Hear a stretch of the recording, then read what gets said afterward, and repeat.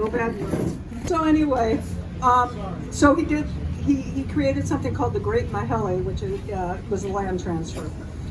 And so he originally, the intention, he said, was 1/3 to him, 1/3 to the Ali'i, 1/3 to the local people, so that they could secure land ownership. He then created a land commission and you had to come prove up that you've been living on the land and doing this and that with the land, and then they would grant it to you. So it didn't work out. Ultimately, he got 1/3 of the land in the crown lands. The chiefs of the Ali'i got 1/3 of the land, and 1/3 of the land was government land, and the working people got like 1%. And then the land started getting sold. And just a comment before I leave this Great Mahele is that our land here was given a royal patent at this time at the Great Mahele to a man named Iona Peku. And I can't tell if it's for or with his wife on the documents I saw, but and her name was K.A. Kapu. And they received Kekio Tract, and he was an Ali'i, and he was an advisor to Liho. And when Liho was off traveling, sometimes he was, in control of the island when he was gone. So he got a bunch of land that was over in by Vineyard Street also. So anyway, he was the original owner of our building. He and his wife. And then I'm going to go past this and talk just a little bit about land use in Hawaii. So during that time, so lots of immigration, lots of other stuff. The land use in Hawaii, which had primarily just been fisher persons and a little bit of fish farming, and maybe some taro growing in the lowlands and stuff, and then most of the other stuff happening more back in the valleys and stuff. I mean, it was a very lucrative fishery because there's all kinds of reef fish and other kinds of stuff out here, so it was really good. But as the land started getting leased out and sold out in Waikiki, other kinds of activities started happening. So there were all kinds of duck farms, taro farms, and there was rice paddies and all kinds of stuff like that. Jefferson School was a rice paddy. And one of the things about our plot right here and Kekio Tract is that it was swamp all around. On the other side of Ho'okalani, there was a stream. There's swamp over there. If I could show you all my great maps, thank you, Doug. It would show that eventually, well, I'll get back to that later. So we had rice paddies over here and duck farms and all kinds of things like that. And there was other plantations, on the other islands, sugar out in the country and stuff like that. They were always already doing things like that and bringing in immigrants to do things like that. And something else that was really horrible and momentous for the Hawaiian people during around this time was the overthrow of the Hawaiian Kingdom, and that happened in 1893. Queen Liliuokalani was the queen, and she was planning, at the urging of her people, to write a new constitution. Because the legislature was getting filled up with sort of sycophants to the business community, and so she was trying to get a stronger hold on her country and the economy and the direction things were going. And so she was planning on writing a new constitution. And what happened is 6 Hawaii businessmen, among them Stanford Dole, and 8 or something American businessmen. The local businessmen, if you were born in Hawaii, even if you were a haole, you were a Hawaiian citizen. So they were Hawaiian citizens, but the other ones were Americans not born here, not citizens. And they organized an overthrow because they didn't want the new constitution. They arrested and put in prison Queen Liliuokalani. And the American government, I'm not going to go into all of this and I don't know that much about it, was sort of complicit in not doing anything about it and going along with it, even though I think that they kind of considered it not to be really legal.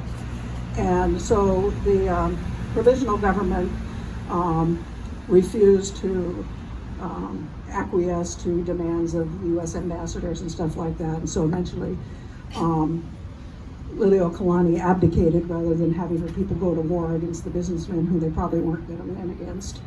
And so that also happened. Now I want to talk a little bit about Kapi'olani Park. That's our environs. Kapi'olani Park, was wetlands and it's kind of swampy over there, but there's some highlands in the back over there. And so Kalakaua was the king in 1876 when Kapi'olani Park was created. And he'd gone on a big tour of the mainland. He was very westernized and seen all the parks in the mainland, these big parks like Central Park and places like that. And he wanted to recreate something like that in Hawaii. His overt reason was, so that people would have a place to come and enjoy themselves and things like that. And so he dedicated some of his crown lands to that. And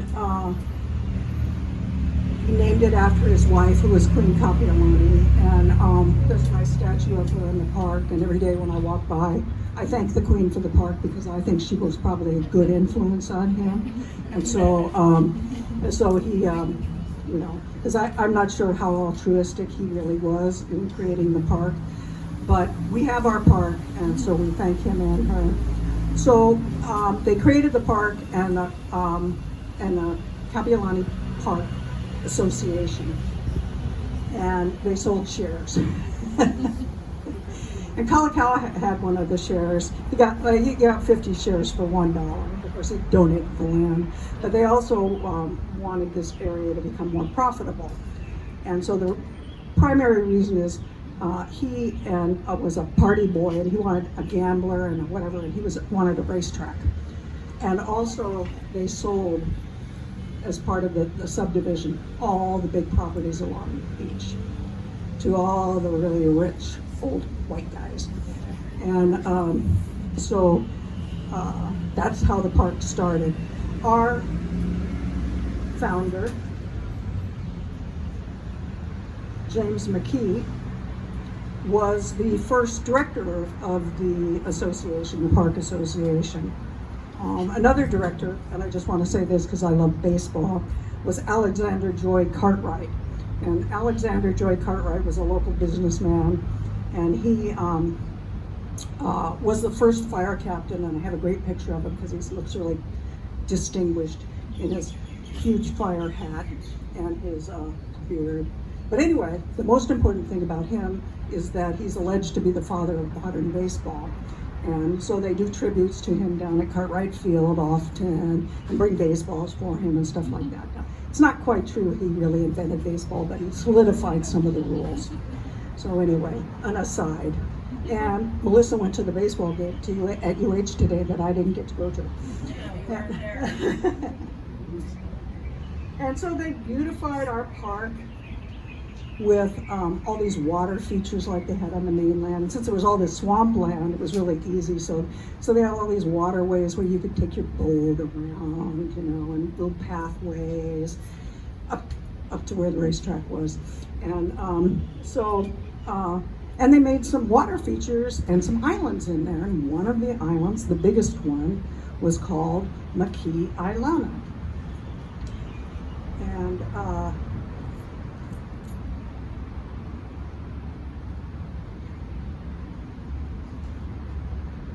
in addition to the water features and Makee Ailana, I'm going to go back to Makee Ailana. They had an aquarium.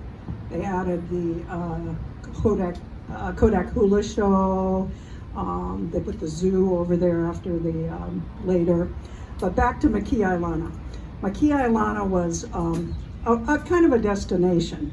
And people would go there and picnic during the day, and have fun. And at night, you could go on little romantic excursions. And I'm sure there was a lot of partying there too, like our zoo parking lot used to have. But it was memorialized in some Hawaiian songs. So we have a Hawaiian song called Makee Ailana, which Sarah is going to dance for us today. And then there's another one that extols the virtues of nighttime strolls through the park in Kaimanahila. And Kaimanahila is Diamond Head, but it's extolling the virtues of the surrounding land of the park. So that was to, attract people to the park and to the Waikiki area. A lot of it was driven by money and the ability to sell off land and make profit. So they did some other things to assist in that.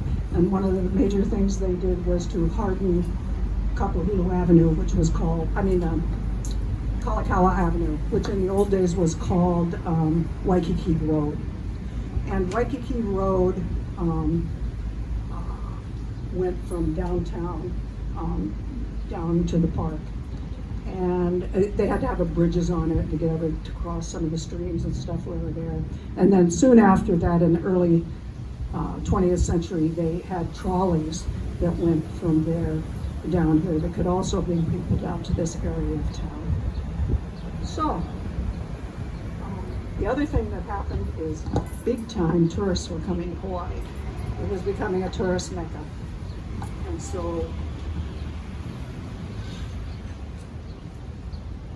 all of the businessmen wanted to develop Waikiki. But they couldn't. They couldn't because of the swampy nature. They couldn't even sell off the land, really, or subdivide it because of the way it was. So I want to go back to James Makee now. I want to tell you one thing about this computer that I have. So on my original PowerPoint, his name is spelled right, Makee. And that's because he's an American of Scottish descent. But on my PowerPoint here, he has an A on the end, Makeea. And I thought, well, this machine just couldn't stand it that he had an English name, so he was going to Hawaiianize that name. So Makee Island was named after him also.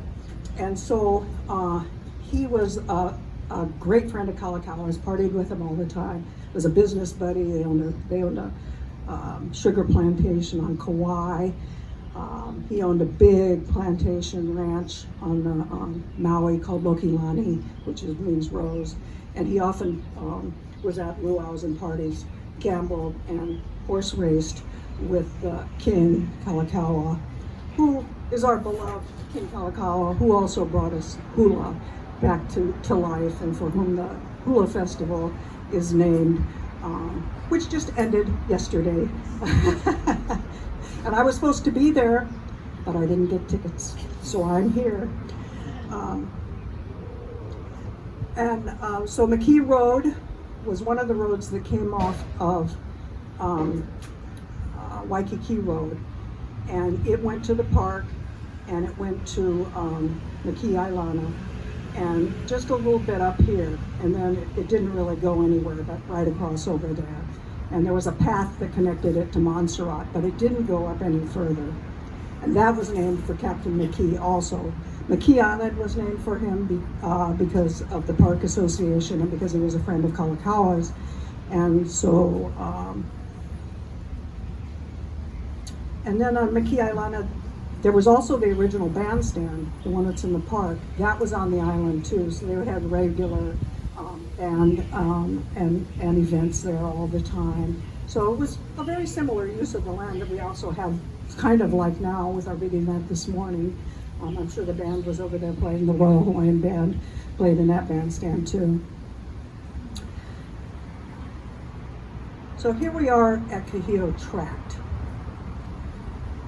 This is Kahio, that's the ili that was ruled by the families that lived here in the old days. And I have all these nice pictures that mostly I got from Doug.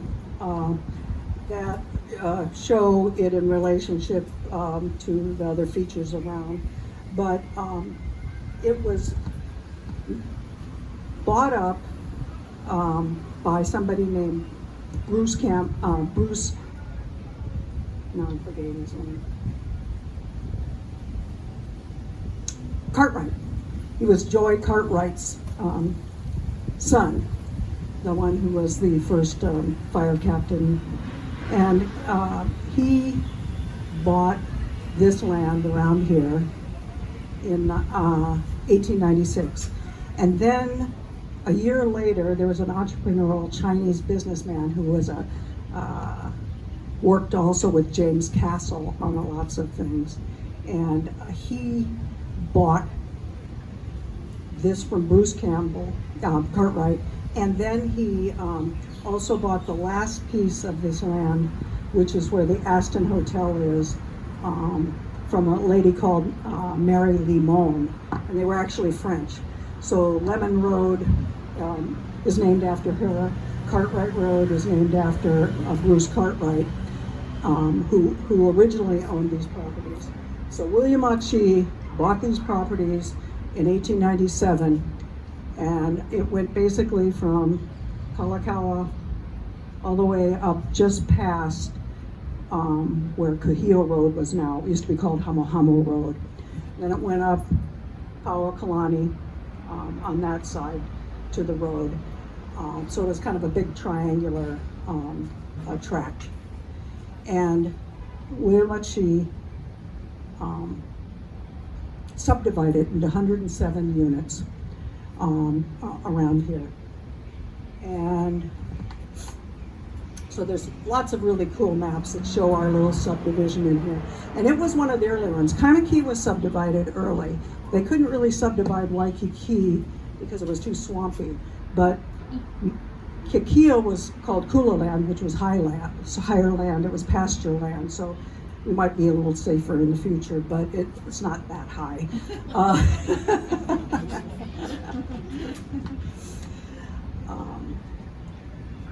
So we were lots. So the lots we live on were lots 52, 53, and 54 of William Makee's lots.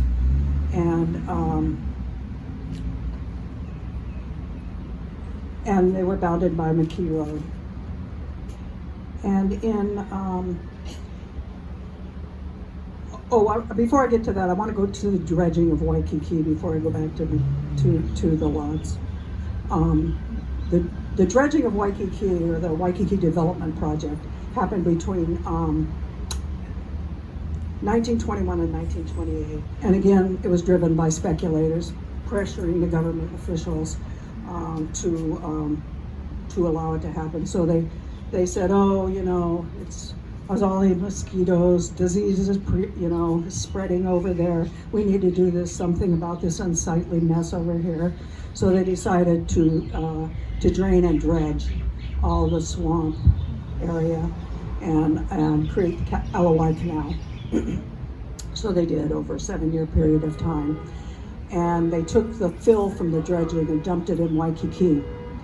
And so they filled in Waikiki where it was too swampy to build. Probably brought in other fill also. And so Waikiki became totally different. They created Kapahulu Avenue right up to the canal, and then they created the Alawai Road. So there was access all the way around to Waikiki, and then they sold off in Waikiki. So sometime in the late 1880s, about, a man named Axel Rasmussen jumped off. He was from Denmark. He jumped off a boat in the harbor and came ashore, and he ended up staying in Hawaii and came to Waikiki, and he married a woman named Mary, whose family owned lot 52, 53, and 54. And they, there was actually quite a big family home on this lot. It looked like there was a big porch and stuff on it. One of the pictures shows the original developments, and there weren't homes on all the properties at the time that map was made, but I'm sure there were later. Anyway, so Rasmussen married this woman, Mary, whose family owned these lots, and he and Mary had 3 kids, and then his grandchildren were also born on this property. So his children were born here, his grandchildren were born here, and one of his grandchildren was named Axel Ornelas after his grandfather, and Axel Ornelas is the developer of our property. Okay, Axel was a savvy businessman. And before I go into all of that, I want to tell you a little bit, because I talked to Axel's wife. I actually know Axel's son, Richard, really well, so I've always known him, and for years and years and years.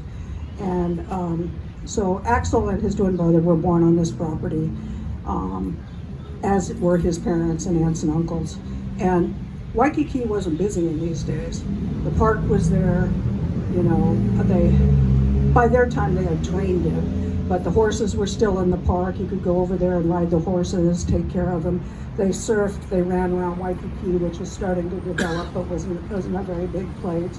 They surfed, they fished, they had great childhoods. The Ornelses were all Catholics, so they went to St. Augustine and to St. Augustine School, which was on Powell-Kalani Avenue. And the boys all went to St. Louis High School, and the girls went to Sacred Heart, which is on Wailea Avenue, and they used to walk there. And Axel married Jerry, his wife, Richard's mother, and she grew up on Ohua Avenue, just 2 streets down. And she told me that in those old days, everybody in in Waikiki knew each other. There were lots of local families who lived here for a long time, and it was a real community. I know several people who lived in this community. One of my aunties, Lila Repplinger, and her sister Marianne Diamond grew up on Kanikapale Street, and that's actually their family name. And that's just about 4 blocks down. And Kanikapale is a family name. My girlfriend Dee Dee, that's her Hawaiian name. And so their family was called the Guerreros, and they were musicians and Hawaiian dancers. So Lila and Auntie Marian danced in the Kodak Hula Show. They danced at the Halekulani with their little trio. Their children would dance for them while they played the music at the House Without a Key, which was very cool. We were young, we used to go down there and watch that all the time. So that was very cool.